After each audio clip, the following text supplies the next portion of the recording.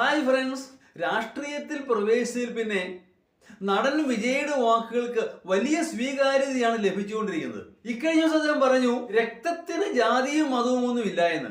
പക്ഷെ അതിന് വലിയ സ്വീകാര്യത ലഭിച്ചില്ല. എന്നാൽ കഴിഞ്ഞ ആഴ്ച തമിഴ്നാട് ഗവർണർ നടൻ വിജയിയെ ജോസഫ് വിജയനായി നാമധേയം ചെയ്തു. അതിന് വലിയ സ്വീകാര്യതയായിരുന്നു, അത് വലിയ ചർച്ചയായി തീർന്നു. എന്താ വ്യത്യാസം എന്ന് പറയുന്നത്? വിജയ് എന്ന് പറയുന്നത് ഹൈന്ദവ നാമധേയമാണ്, എന്നാൽ ജോസഫ് എന്ന് പറയുന്നത് ക്രിസ്ത്യൻ നാമധേയമാണ്.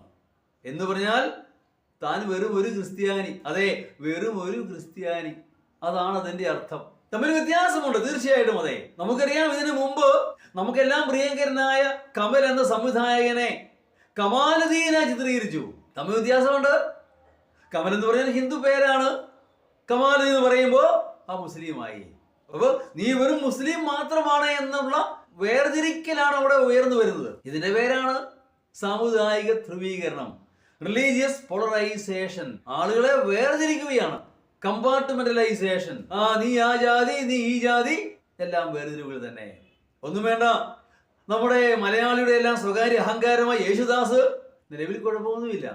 അതേസമയം ആ മനുഷ്യൻ ഏതെങ്കിലും രാഷ്ട്രീയ പാർട്ടിയുമായി സഹകരിക്കാൻ തീരുമാനിച്ചാൽ ആ നിമിഷം വരും വേർതിരിവ്, ചേരുതിരിവ്. അഗസ്റ്റിന്റെ മകൻ യേശുദാസ് അതുവരെ കുഴപ്പമൊന്നുമില്ല. ഇത് തന്നെ കഥ, റിലീജിയസ് പോളറൈസേഷൻ. ഈ നാട് എങ്ങോട്ട് പോകുന്നുവെന്ന് ഞാൻ അത്ഭുതപ്പെടുന്നു.